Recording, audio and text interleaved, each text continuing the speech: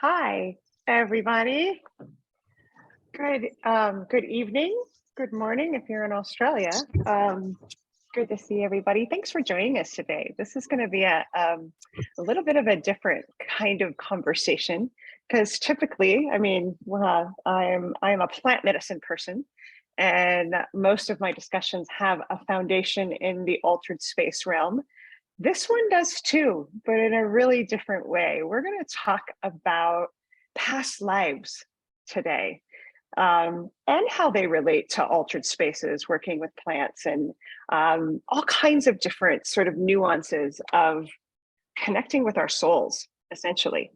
Um, I am really honored and excited to have a very near and dear person on this call with me today. Her name is Marwa Mitchell. She's one of my best friends in the whole world. And I have to even mention that when we met, we knew each other. Like we knew. It was one of those, it's nice to see you again for the first time moments. And it was sort of out of body and an immediate relationship of depth. And here we are years later getting to talk about the past life connection. So Marwa, honey, thank you for being here. Yeah, thank you so much for having me and allowing me to talk about this. I'm really excited to talk about it with the tribe. Yay. Okay, so let's dive in. The way this is going to work is Marwa and I are going to kind of ground in the topic, talk a little bit about her history with past life and her expertise as a regressionist. About halfway through, we'll take some questions. If anybody out there wants to ask questions, you can put them in chat or you can vocalize them when it's Q&A time. Then we'll go back. We've got several things that we want to talk about, and we'll do another Q&A at the end for anybody that has that wants to go deeper with any of the things that we bring up. So let's start with you, Marwa. Can you give us a little bit of your bio, your history, how you got into being a regressionist? Sure. I'll tell you a little bit about my history and my trajectory. Most relevantly, my spiritual trajectory. I was born in Egypt, and my parents immigrated to the United States when I was under a year old. And I grew up in a Muslim household. I would characterize my childhood as unstable. I wasn't in a school for more than 1 or 2 years growing up until high school.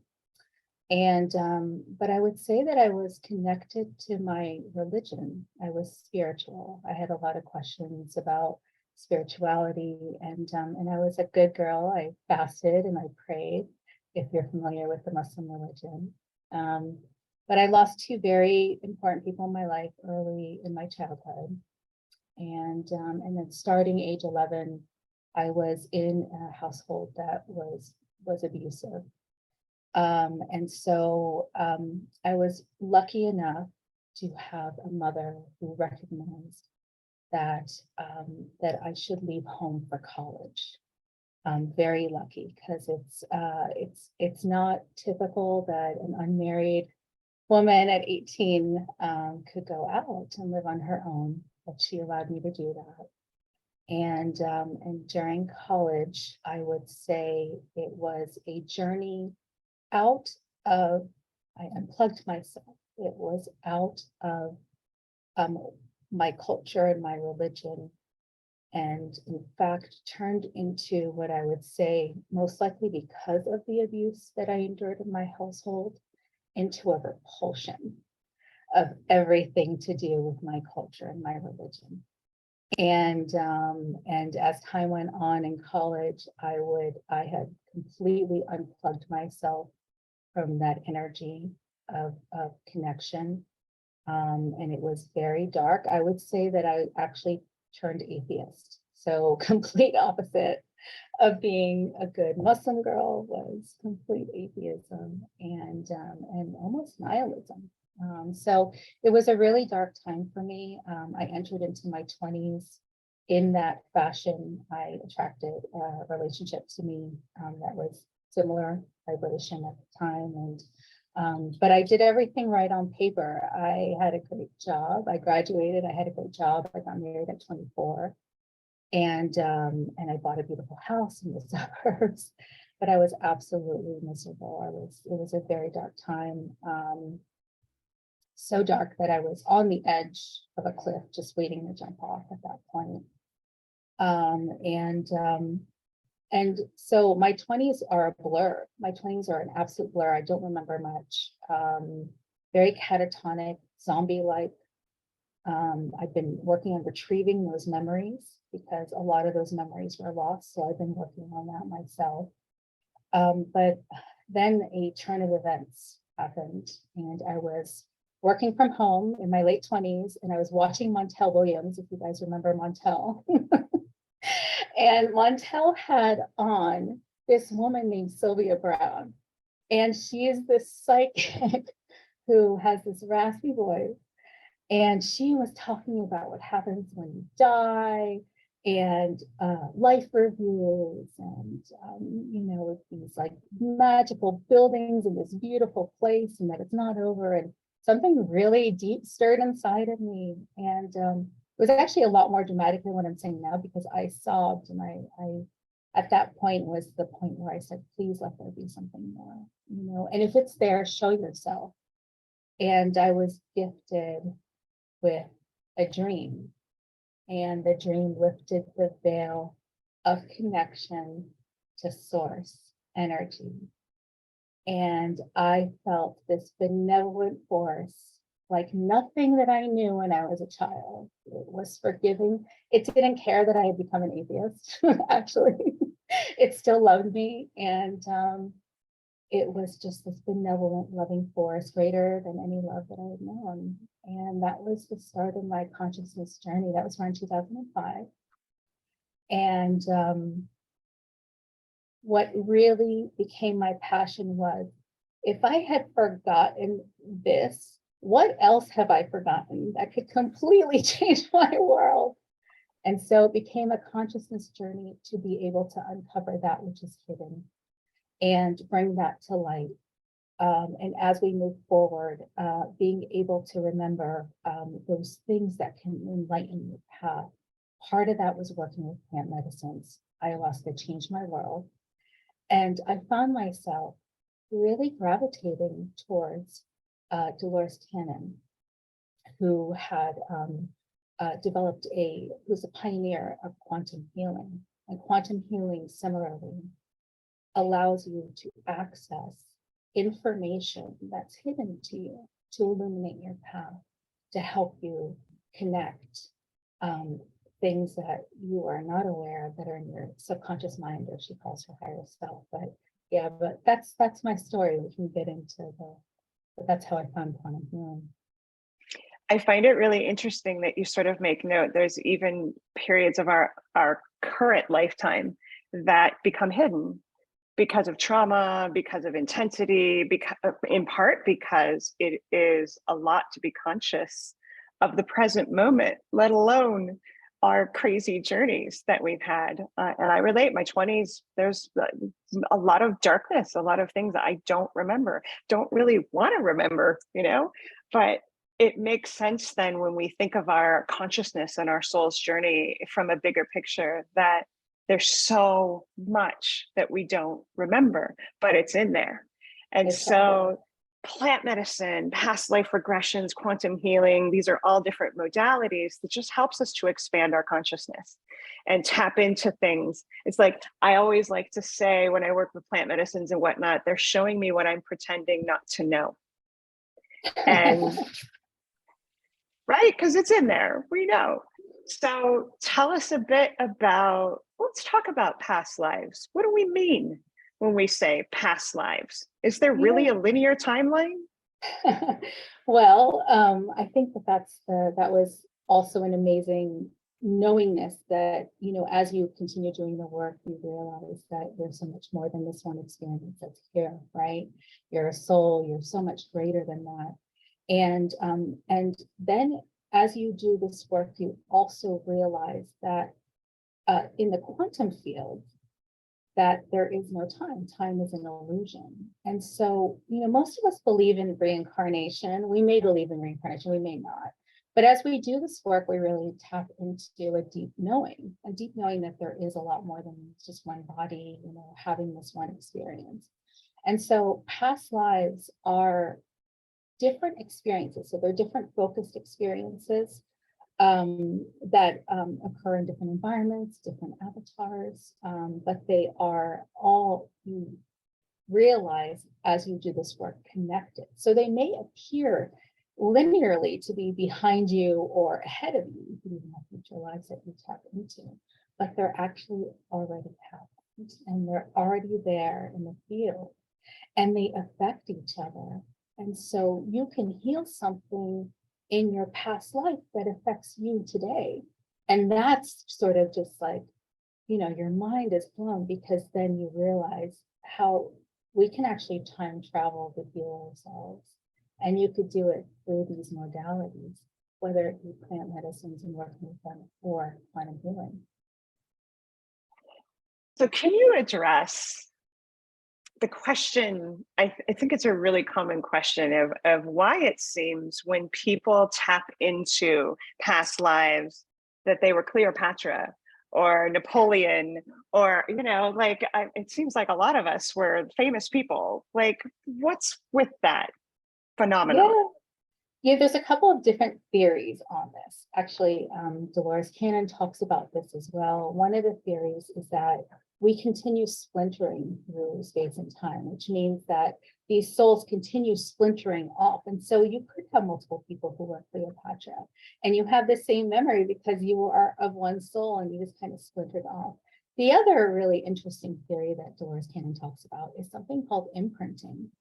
And imprinting happens when a soul is looking for a particular background and history, and it's imprinted on the soul, even if it's not physically lived or not of their physical experience. And the idea is that the memory of that soul will help them in their mission today or in the future, if that makes sense.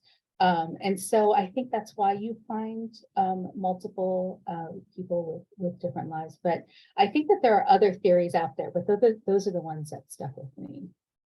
Well, that makes sense to me. Although I've had multiple past life regressions, and I'm never anything interesting like a celebrity or like, a guy in a rice field or something, but it makes sense to me that sometimes we tap into lives that maybe we didn't have a linear experience of, but that is relevant to whatever we're working with now.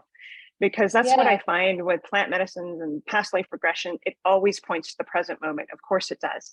We're not going to remember something that has no relevance to what we're working with now, because that interconnectedness is like just sort of innate in consciousness, right? So either theory that you shared totally, resonates, makes sense.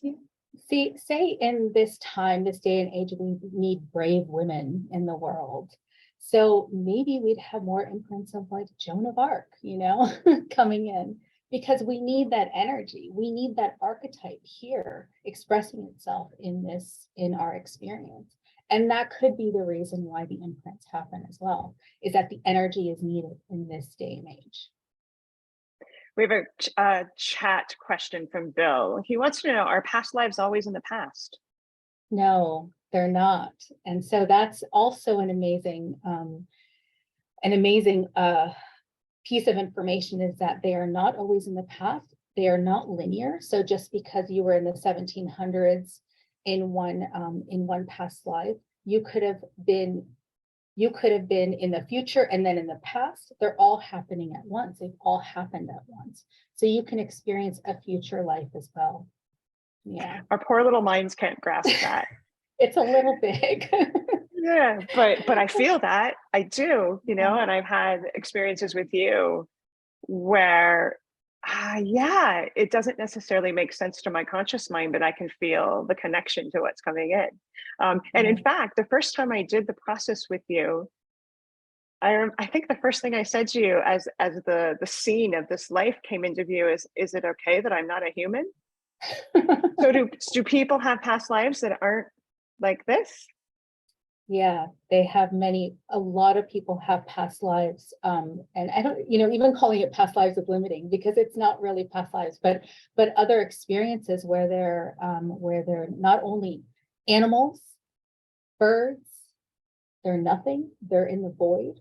They could be on other planets, they could be completely different entities, they could be water entities, air entities, they could be a rock. There are so many different expressions of experience that we can tap into, that your higher self will tap into to show you what you need to know in this moment in time to help you on your journey. So cool. I remember I was a condor, and the first thing that you took me through, and it was like, is this allowed? Because I had these big talons and I was so obsessed with staring at my gigantic feet. I'm like, I kill things with these talons. This is amazing. But You're my only condor, though. You were my only condor. Thank you. Makes me feel special.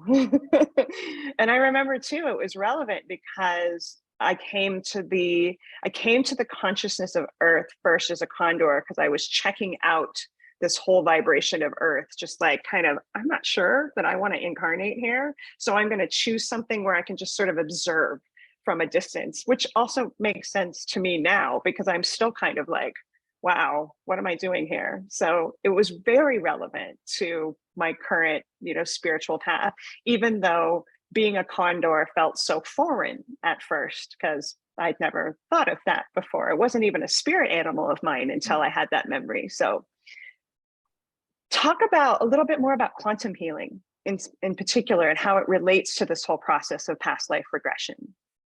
Yeah, so quantum healing, how it works is, and I'll frame it in the frame, for example, of ayahuasca ceremony, which plant medicine people may relate to this.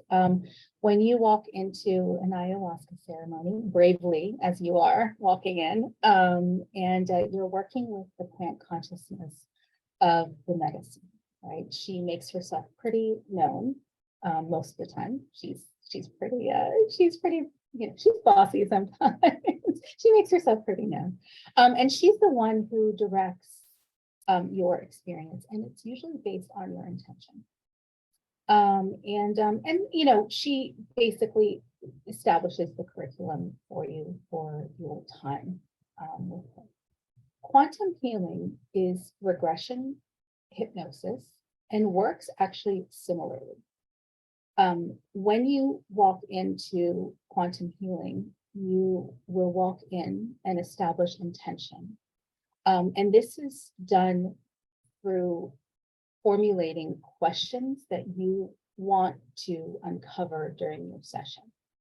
And so in lieu of ayahuasca being in charge, it's actually your higher self, the most evolved version of yourself, that's in charge of the session.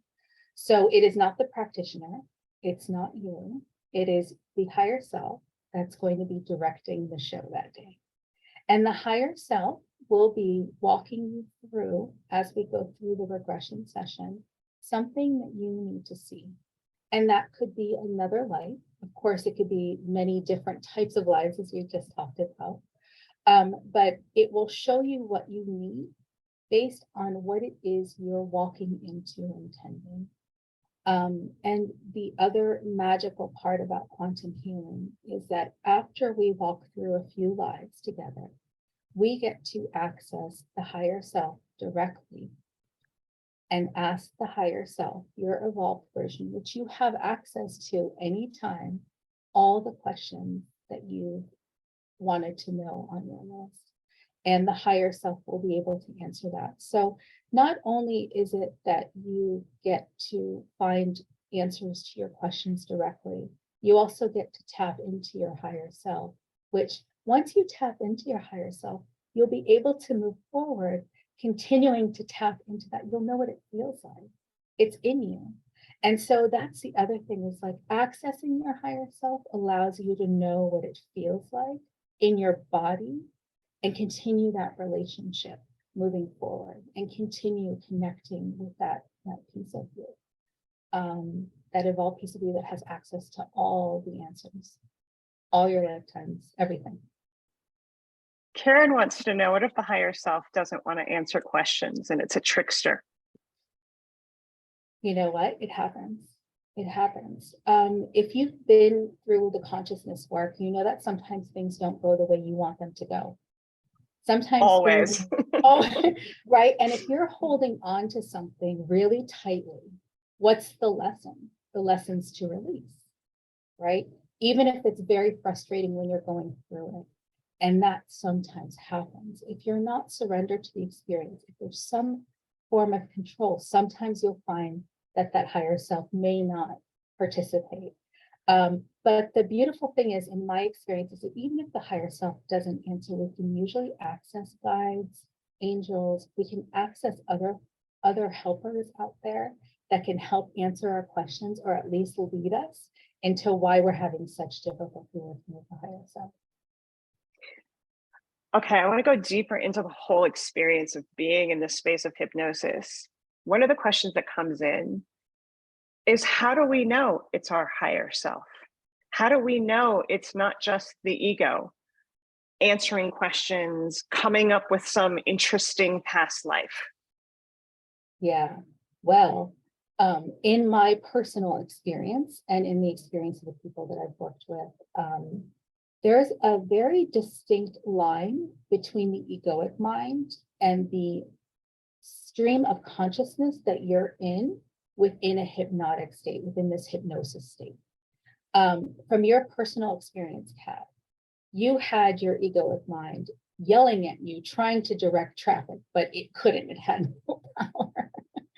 Similarly, I've experienced that as well, where, especially because the lives were very mundane seeming, my ego was like, really, you couldn't come up with anything better than that? Like, lame.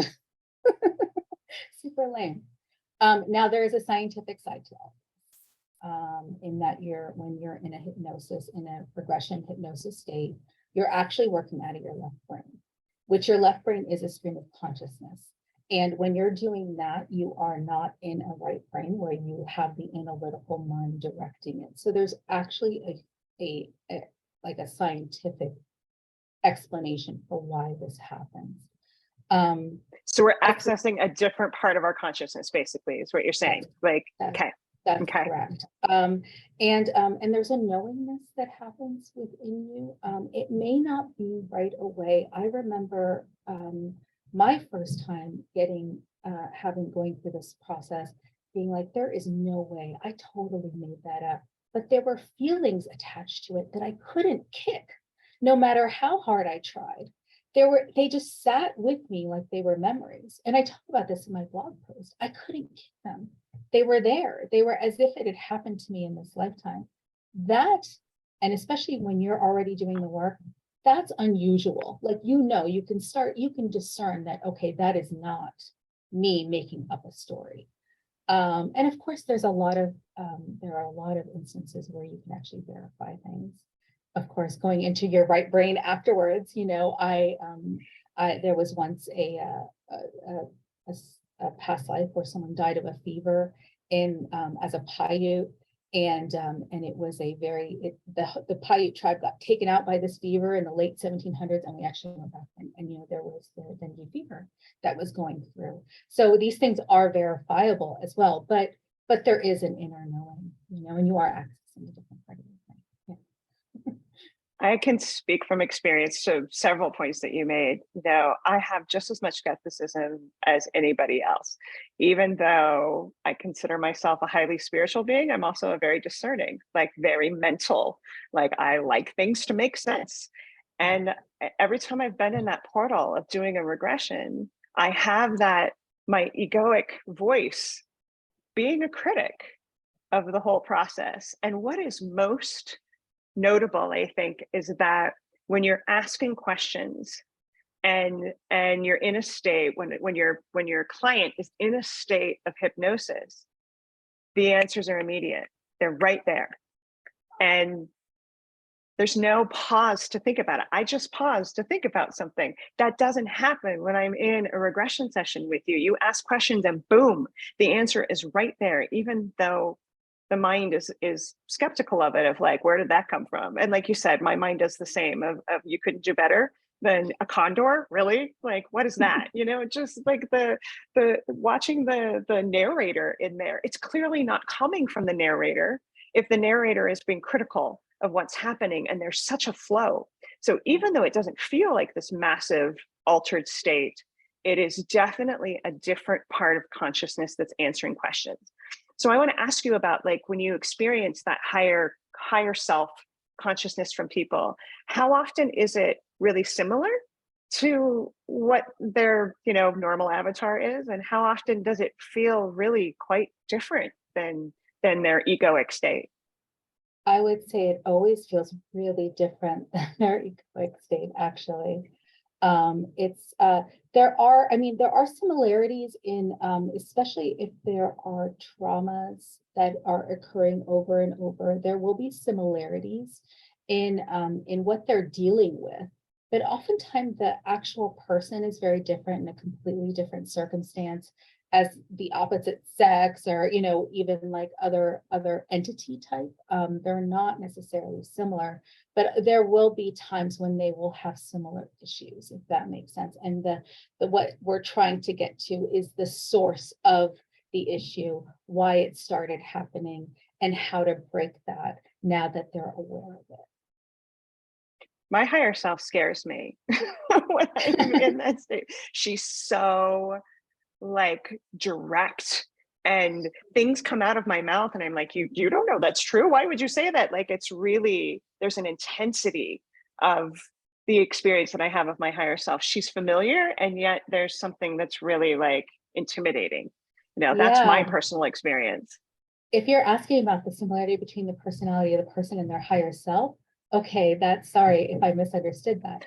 No, I That was is, asking about all of it. You're on oh, point, but okay. yeah. That's amazing. It's like the confident version of themselves. It's always like this very sure, very commanding presence oftentimes. It sometimes it's extremely monosyllabic, like it won't really give me much, because that's just the personality of the higher self. It's like, yes, no, I've already answered that question. I've had that type of higher self, but I've also had these absolute teachers come through. Like, you had a very it felt like this master energy, being able to explain things in as much detail, and very much having mercy on me during the time that we were talking, and giving me as much information as we could get. So yeah, they're always very sure. They're always very commanding. They have a presence about them. All of our higher selves are, they're the evolved versions of ourselves. So they're pretty badass. There have been things that have come through in sessions with you that make so much sense, but I've never thought of them before. Just like stuff coming out. I remember when I was like, just because you record them, so I've gone back and listened. Yes. I remember there was one where I was just very nonchalantly explaining that, when you die, you don't actually leave duality. There's a space, that halo around the earth. And I was just describing, like, there's the afterlife zone, and it's a dimension. And I'm like, oh my God, it was so fascinating to both feel it coming out of my mouth and to witness it, and to be like, well, this is interesting. I've never thought of it this way before. And it feels so clear when you're in that hypnotic state. And then when I come out of it, my mind is like, really, that the skepticism is very naturally there. But yeah, that commanding energy. So I'm not the only commanding higher self.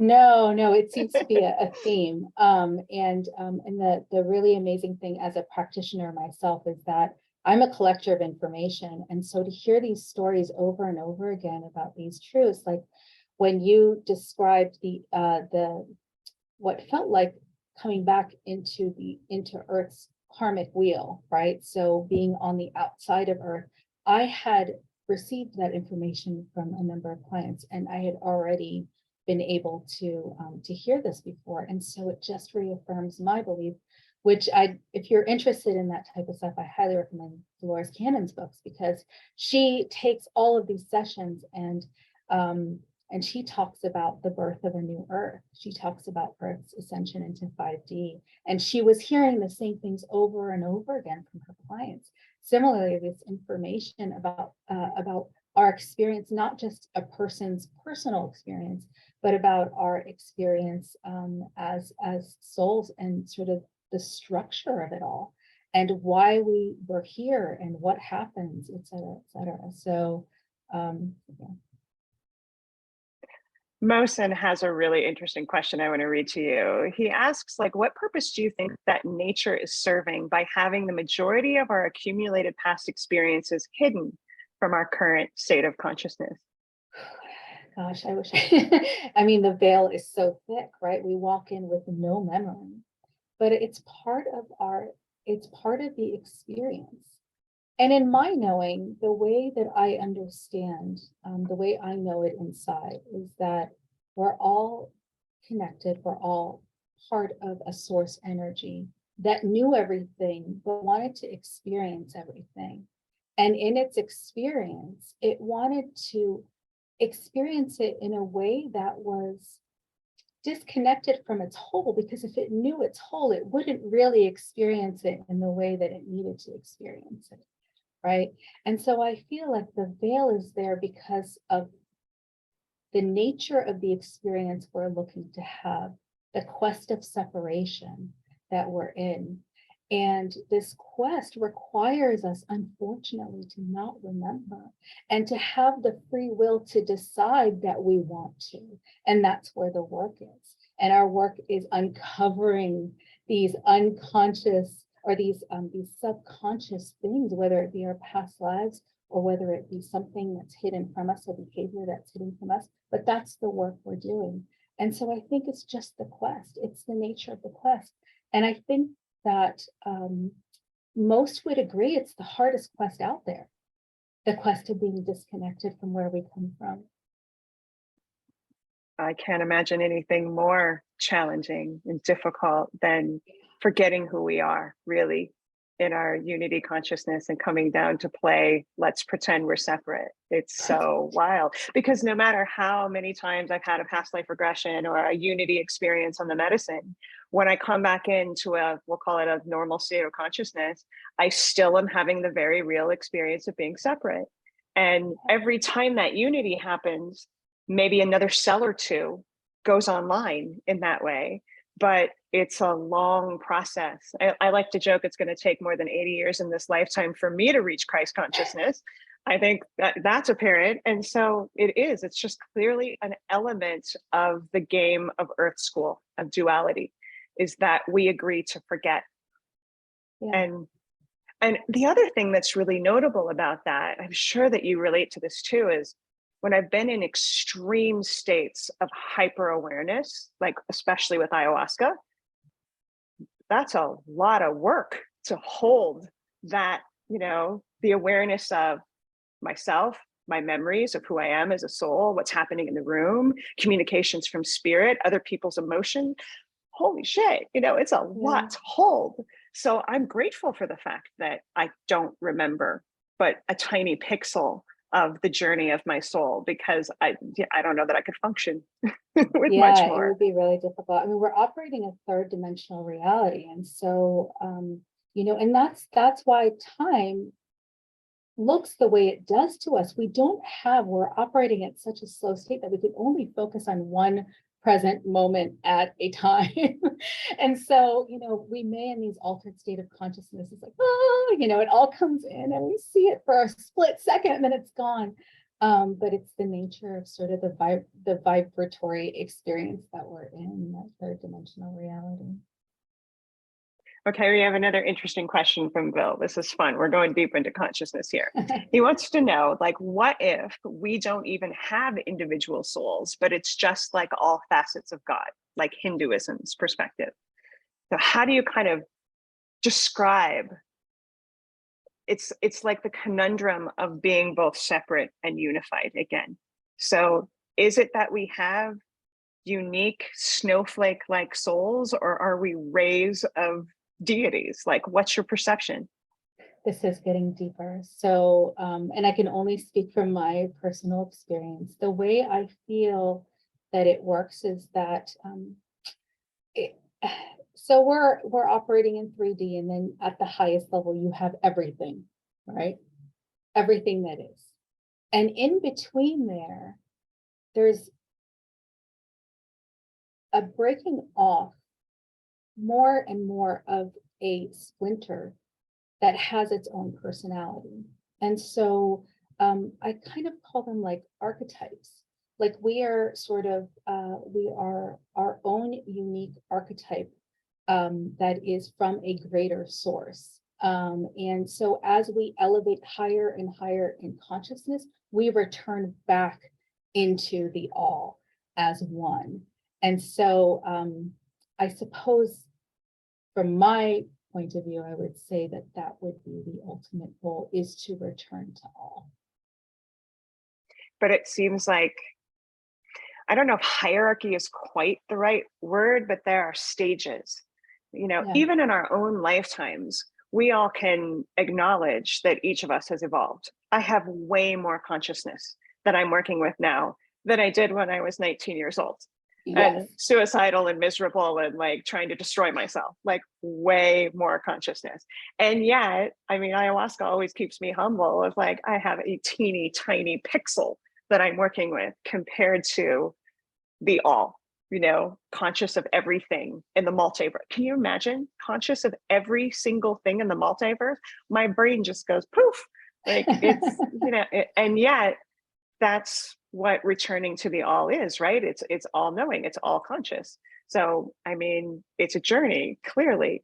And Yeah. I love books like Journey of Souls, where, if you guys haven't read that, it's such an amazing book because it's done by somebody who does like a bunch of basically test studies. And like you're describing, finds all the similarities of people in hypnosis and what they remember about who they were.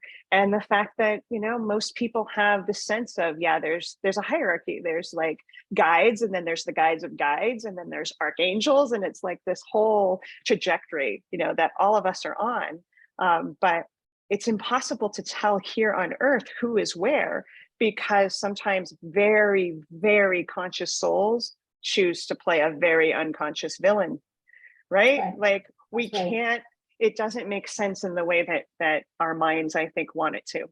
But yet there's something, it just feels right to know that there's an evolution essentially happening with us as individuals and group consciousness too. And that it's already happened. That's the mind-blowing part, is that it already is, right? We already have gotten there. And so it really is just absolutely way above my brain capacity to understand. But yes, it's absolutely not. Does anybody have questions you would like to ask out loud? If you do, either raise your Zoom hand. I see Adrienne. I What you got? And I don't need to say this, but I broke a tooth. So if it looks, that's what that is right there. So anyway, so I have a question. So when my consciousness became aware of the truth about past lives, and everything you all are saying is resonating as truth to me. But like Mosen said, if when we come here, we're not necessarily meant to remember, that's the whole kind of earth school thing, that we don't remember, what are the benefits of going back? And I mean, what is it that what are the healing benefits of that? Because I used to be obsessed with wanting to get a past life regression, and then I sort of let it go, because I was like, why do I want to do that? I still kind of want to do it though. But I just want to hear what you have to say. Yeah, absolutely. No, it's a really good question. So as we journey through our life and we do our work, we find ourselves in stages of blockages, and we need answers, right? And perhaps we're even battling physical ailments, which have plagued us.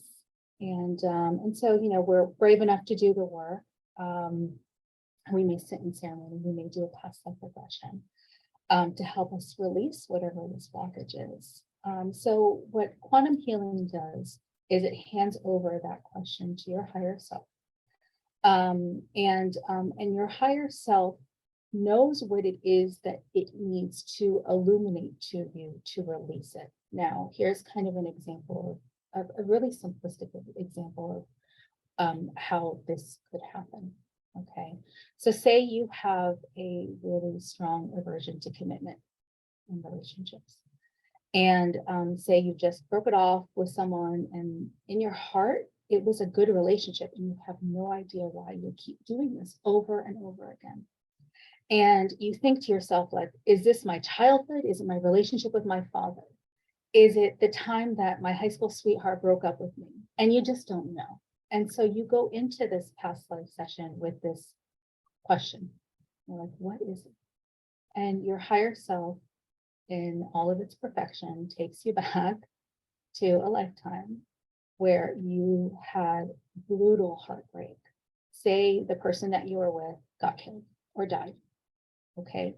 And you decided in that life that you were never going to ever love again. And you hold yourself up, you became a hermit, and you died alone, and you left with that trauma. Now, in that moment, your higher self saying, do you see where it comes from? Do you see that it's not you now? And can you open yourself up to love, to break this cycle? And then you've got something to work with that's pretty deep, because now you know that it came from a legitimate reason. It wasn't something like you're being cowardly, or this is a legitimate trauma that you're dealing with that's playing out in the quantum field, that now you can heal, you know, in a much clearer way. Hopefully that helps. Thank you. Yes, that makes it sound it's another avenue of healing that we have access to. Yeah. Thank you. You're welcome. It's not dissimilar from what we do when we're trying to integrate and make sense of a plant medicine ceremony. What the heck was that? And then connecting the dots, because I mean, plant medicine ceremonies sometimes take us into past experiences, because if we're working with a trauma that doesn't make sense in the context of the life that we have lived, you know, the conscious mind really likes to understand, why am I neurotic about something? For me, a very personal reflection of that is I was born into the world afraid of being buried alive. And when I say that, people are like, yeah, me too. Like, no, I mean, I was really afraid, like morbidly afraid. And I now believe to the core of my being that my last life, I died in a landslide. I remember it. The earth swallowed me up. So it would make sense that as a kid, I come in with this trauma, which, by the way, if you've seen like stories of kids who remember past lives, it really helps to legitimize it because they have such an innocence. You know, so Marwa, do you do this process with kids? Is there any danger? Is there any age limit? Like, what's the restraints around that?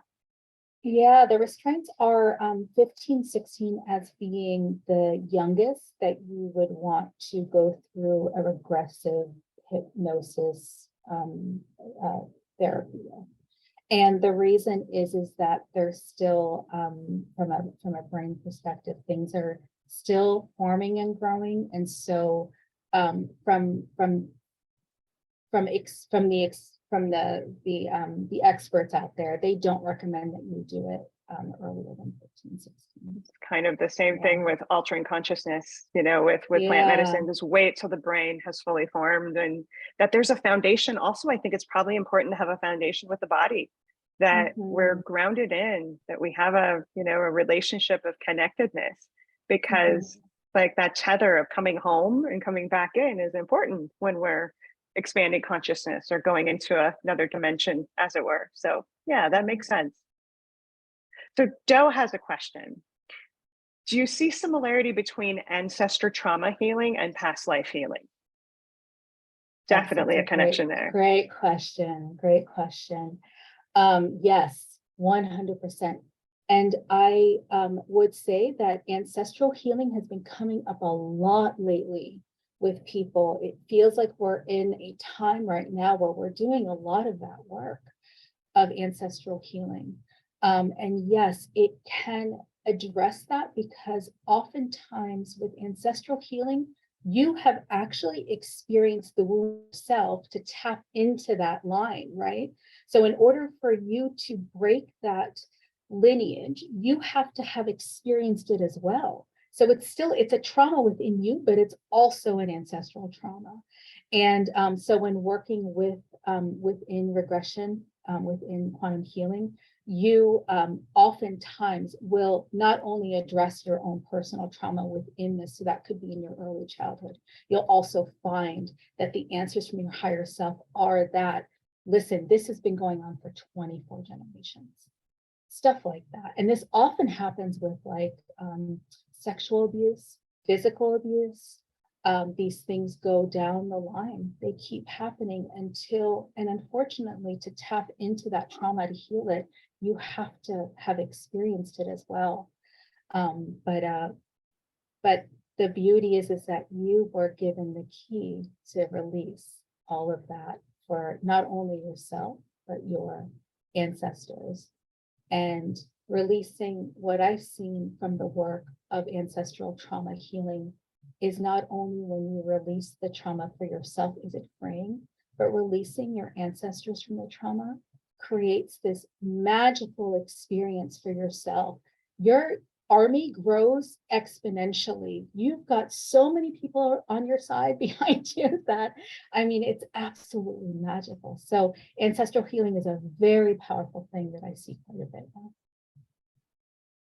Thank you. That's a great question. Yeah. So Joe takes it in another direction with the second question, and I'm really interested in this too, is he says, I know people that remember their past life and actually that created trauma because they compared that life versus this life and they hate their current life. So how do you address the fact that just like a plant medicine ceremony, this could actually be a difficult integration? That's really interesting. Yes. And it's happened. Yes, I have seen that as well, where it creates a depression state almost in this current life because they remember when they were happy, but or when things were going better for them. But then it creates a link. What a beautiful bridge to be able to integrate what worked in that life with what's not working in this life. And for you to create that bridge and integrate that experience and know that happiness is within reach, or fulfillment is in reach, if only you can integrate that past life experience with this one. Similarly, you were saying with plant integration, how do you see that coming together for people to create a better situation in their current life, even if it's not ideal? It really speaks to the fact that when we do these experiences of knowing ourselves more deeply, expanding our consciousness, there's no guarantee that we're going to feel better right away for having had the experience. Because you kind of touched on this with the whole ancestral healing, is we feel and process the traumas in order to heal them. It isn't like a past life regression or a plant medicine ceremony is a cure. It doesn't make it go away. We get to process it. We get to know more. We get to work with it basically consciously.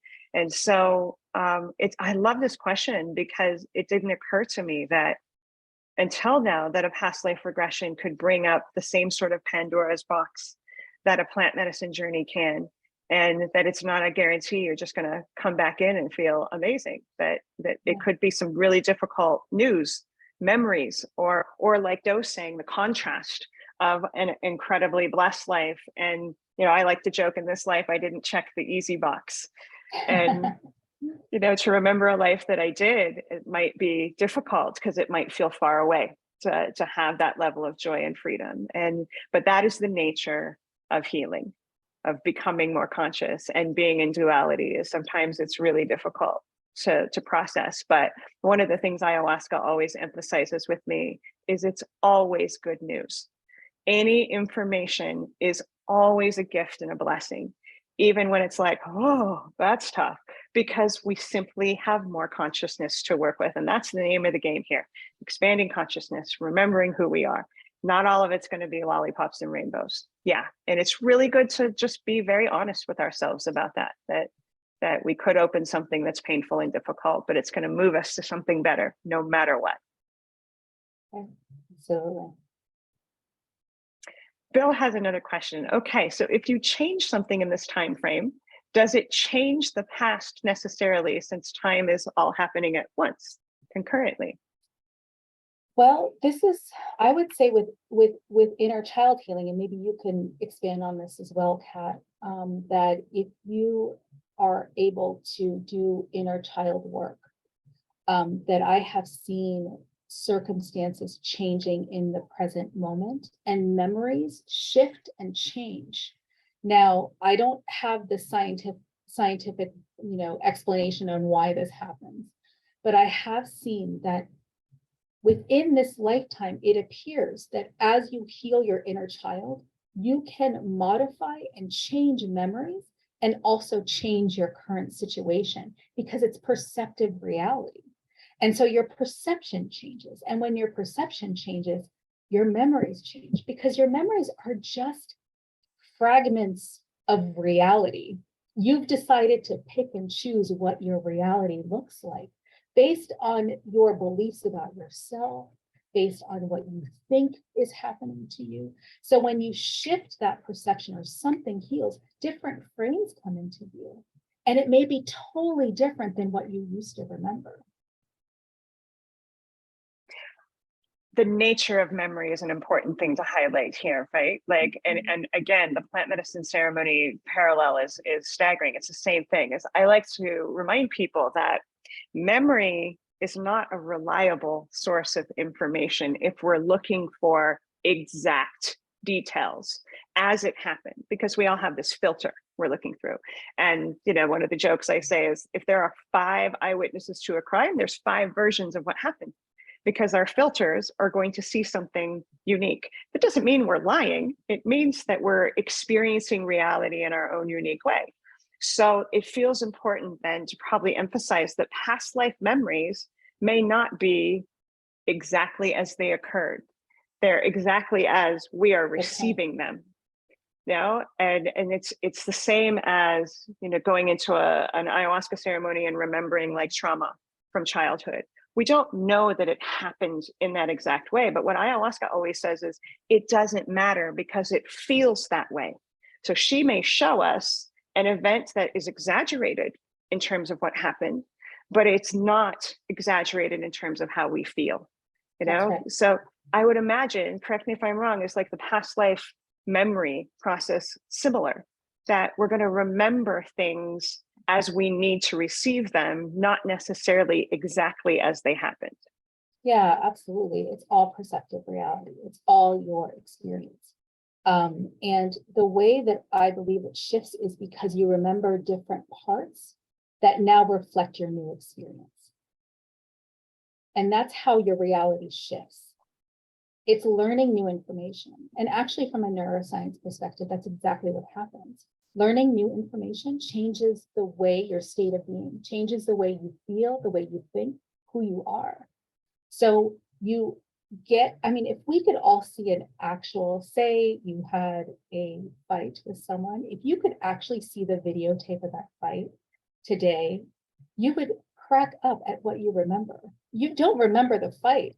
You remember what you wanted to of the fight. You don't actually remember the incident.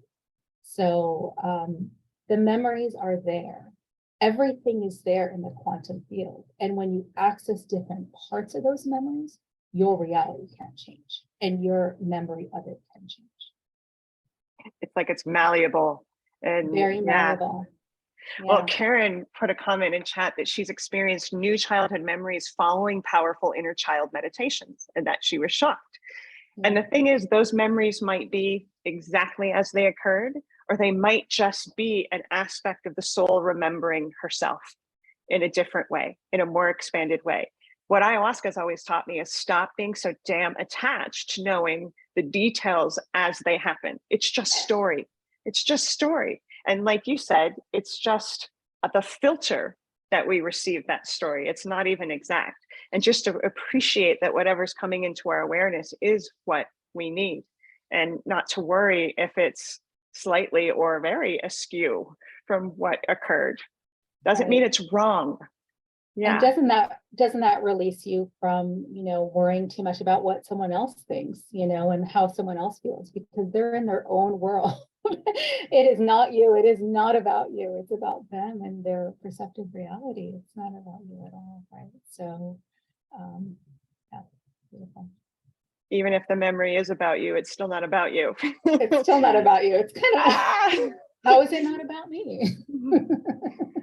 Okay, so Elise wants to know, have you ever heard of past lives that weren't on Earth? If we are able to reincarnate here, can we reincarnate in other places? And since time isn't linear, is location a variable? Yes, yes, yes, yes. There are definitely many lives that we come across that are not Earth. I would say more than half are not earthbound. And as you go through a past life, you may have an Earth life, and then you may be in Sirius, or you may be on in the Pleiades galaxy, or you may be on a water planet, which I get a lot. People just on these random water planets. And they're not human. They're different entities. They may not have bodies. They could just be light beings. They could be in avatars and actual, but they look different. They could be like 20 feet tall. There's all sorts of variations, and the locations vary quite tremendously. I love when people go out of the Earth, because that's really fun, because then I just want to know, like, what do you look like? What are you doing? What are you there with? Who are you there with? And it's really fun, but it happens a lot. Yeah. I have to tell everybody a quick story of when we first met. I mentioned at the beginning that we had the past life connection, and it was just a handful of days after our first lunch together that I did a solo ayahuasca ceremony, and ayahuasca showed me that we're both from the great central sun, that our souls incarnated in the exact same place, and that we are like sisters. And I had literally known you for less than a week, and ayahuasca's like, you need to tell Marwa that you guys are, and I'm like, okay, that is just the sort of thing that's going to scare somebody away in an instant of, oh, we have a past life together, we're from the great central sun. But I did it. I wrote you an email right after the ceremony. I'm like, this might sound weird, and obviously it didn't scare you away, but it felt so real. I still think it's true. Yeah, and I've had experiences with an ayahuasca ceremony that validated it, and then also when I had my own QHHT session a few months ago, another one, I was on the red planet, which I was told was the central sun as well. So and you validated that the red planet was what you had seen as well. So it's really beautiful to validate each other through the information. But no, it didn't scare me at all. I knew that you were very special to me. You almost scared me off when you remembered a past life where we were football players at Stanford. It's like, wow, that's a total curveball. Yeah, that's a total good one. Yeah, talk about like a life where my ego brain was like, what? But you love football, and you were a Muslim girl from Egypt, and so it makes sense. It's crazy, but yeah.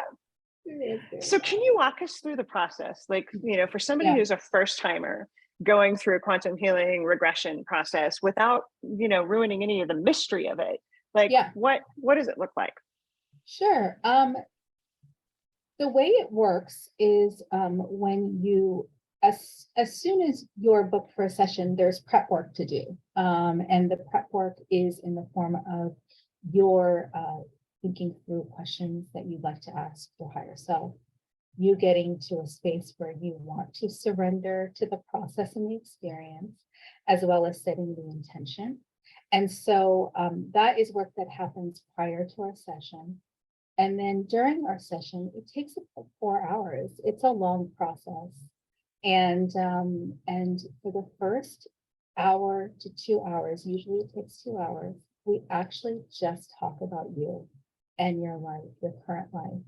And from childhood all the way to the present, we address everything that's happened. And the reason why it's so imperative for the practitioner to get to know you is that she's the one that's guiding the discussion, because you're in left brain, you're in stream of consciousness, right? And so you don't have that analytical mind guiding the show. We're trying to put that analytical mind in a chair somewhere across the room.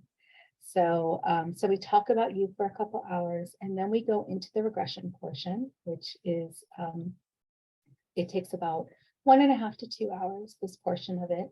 And we'll go through and start off taking you to the most appropriate time and place.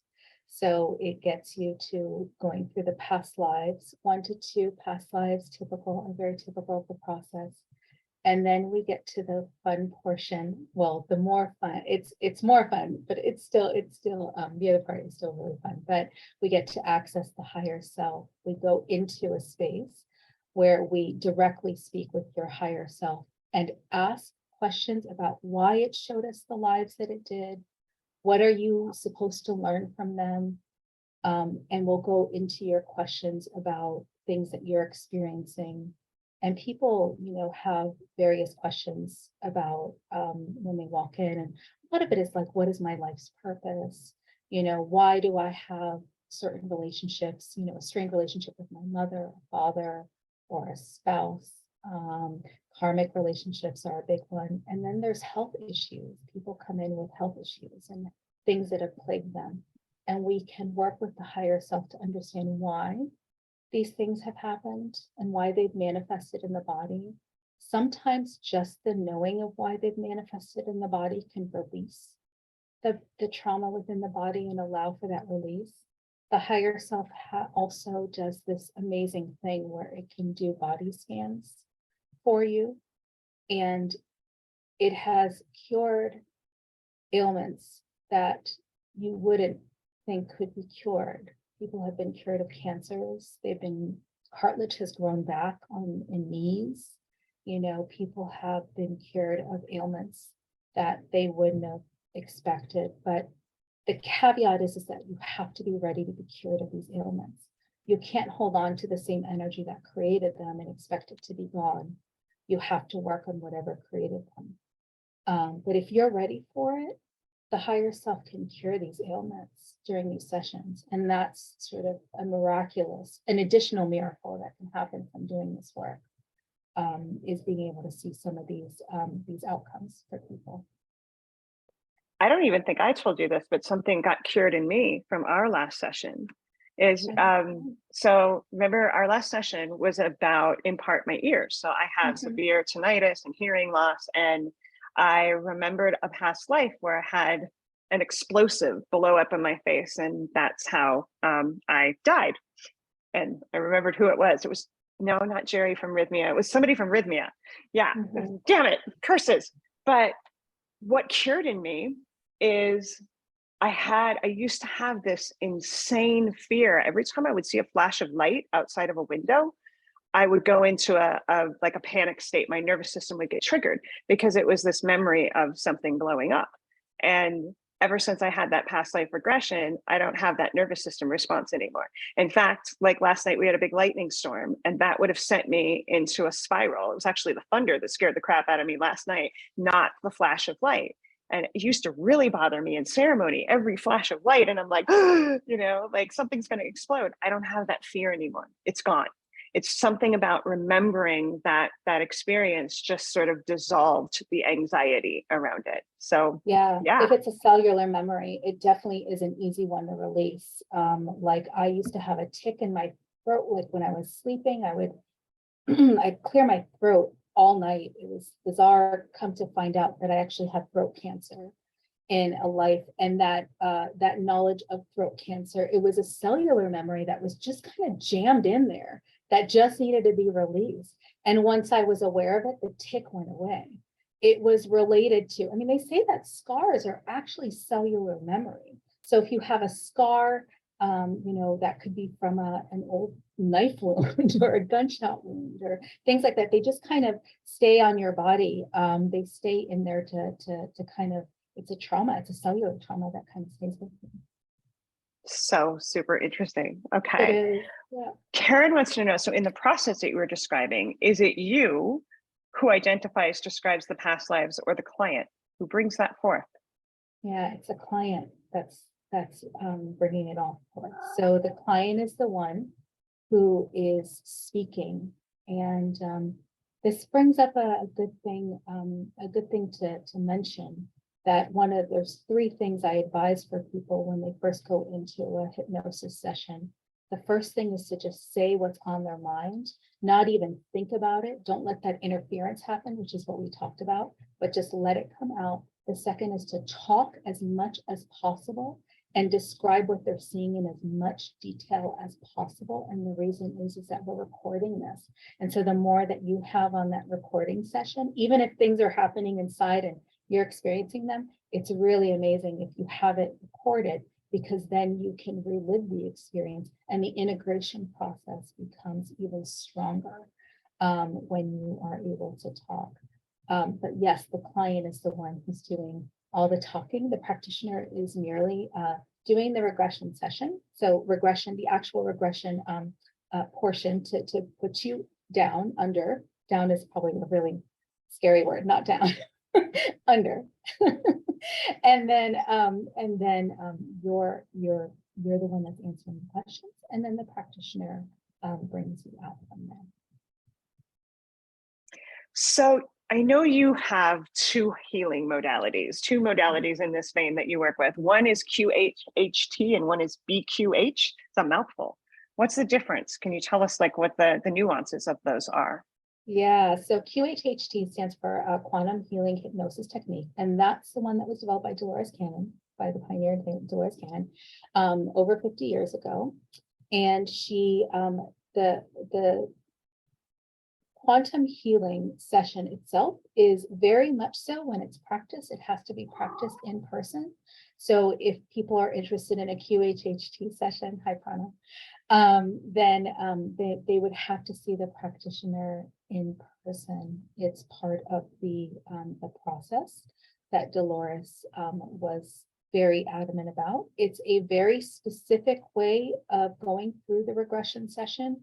It has, when you experience QHHT, it is exactly as Dolores Cannon did it. It has an amazing success rate. It's a proven methodology, but it's exactly as it was done by Dolores Cannon. BQH, which is Beyond Quantum Healing, had actually come out of QHHT. And Beyond Quantum Healing is a little bit more of a flexible in its ability to let the practitioner add their own spin on the regression session. You can also integrate other modalities into your regression session. And the biggest thing is that you can do it over Zoom. You could do it remote. And I have to say that having done both QHHT and BQH, because I practice both, there is no degradation of power and strength doing it remotely than it is in person. Similarly to Reiki, if you're familiar with Reiki, distance Reiki is just as strong as doing it in person. It's the same thing. You're operating in a quantum field where time and space don't exist. And so the power and the healing is very similar. And what you get out of it is very similar. Those are just the differences. So I'm going to put up a link here in a little bit. If people are interested in having a session with Marwa at any point, she's one of our coaches and staff at Plant Medicine People. So is that where people can find you? Where else would you like to send people to? Like, how can they learn more about you and work with you? Yeah, absolutely. I encourage you to go out and look at the sessions that people have had. There's so many on YouTube. There's so much information about quantum healing and the success stories and how it's helped people, because I think that I couldn't convey to you all the ways that it can help you. Everybody is so individual and has very specific things that they're working on in their own personal journey. But there are so many amazing stories out there. And yeah, if you're interested in a Beyond Quantum Healing session, you can find me at Plant Medicine People. And if you're in Maui, Hawaii, I would love to also offer QHHT for you if you're interested. I'd be happy to do an in-person session for you. Thank you, Marwa. Other questions? Anybody else want to ask something? I like that this has been a consciousness discussion. We're going all kinds of places. Anybody else have questions? You can unmute yourself. Okay.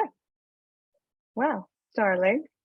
Thank you. Honestly, I think we're all scared. We're maybe all scared to ask a question, but I'll say hi anyways. Hi, Mitch. Hi. So I guess one question that I may have, I've kind of noticed as I remember these past lives, it kind of links in with like my essence of my soul, I guess, like where I kind of come from, and like there are different pieces that sort of connect depending on what trauma is released as I go to my healing sessions. I guess that's not really a question, but Yeah, no, yeah. that's beautiful. Yeah, that's just, and how are you accessing these? Is it through meditation or? So I go to Reiki appointments. I'm in Utah right now, so we have sound bath on Mondays that I go to as well. Just various different things like that. I'll go to mediums, things like that, but mostly Reiki appointments with my healer Tiffany. So. And it sounds like it's unlocking things for you, and that's wonderful. Yeah, definitely. So thank you. But yeah, sharing. I just wanted to say thank you guys for hosting this thing and for all the great information. So You're so welcome. Thank you. Oh, thanks for being here. Yeah. of course. Have a good night, guys. You too, Mitch. Too. Any closing thoughts, love? Anything else that we didn't cover that you wanted to talk about? My goodness, I think I've covered everything that I wanted to cover. It was just such a pleasure. Thank you so much for having me and having me be part of the webinar, and everybody showing up. I appreciate it. Yeah, I'm totally in the mood for another regression now after talking about it. I'm like, I think the last one is integrated. I definitely want to do another one with you soon. So thank you for sharing your gifts and for, doing the work to ground this in, to have this available to share with people, because it's really special. Because, in part, plant medicine's not for everybody. And so it's lovely to have different modalities that maybe feel a little bit more gentle, a little bit more accessible, that you don't have to have a list of prerequisites in order to access. So it's really special to get to have your gifts available to folks. So thank you. Yeah, what a great point. Thank you very much. Yeah, I appreciate that. Oh, and Mosen wants to know where you're physically located. She's in Maui for now. For now, yeah, I'll be back on the mainland next year, TBD. But for now, I'm in Hawaii. Thanks to everybody for showing up. I love this tribe so much. I hope to see you all soon. Next month is going to be a discussion about working with cannabis in sacred ceremony, building a relationship. Oh, I see Doe dancing. Yes, building a relationship with ganja that is based in ceremonial sacrament. We're going to have somebody who has a deep expertise with a relationship with that medicine. So I'll see you guys in a month. Much love. Thank you so much. And you can go to plantmedicinepeople.com and click on coaches and you'll find Marwa. Be well, everybody. Bye. Bye.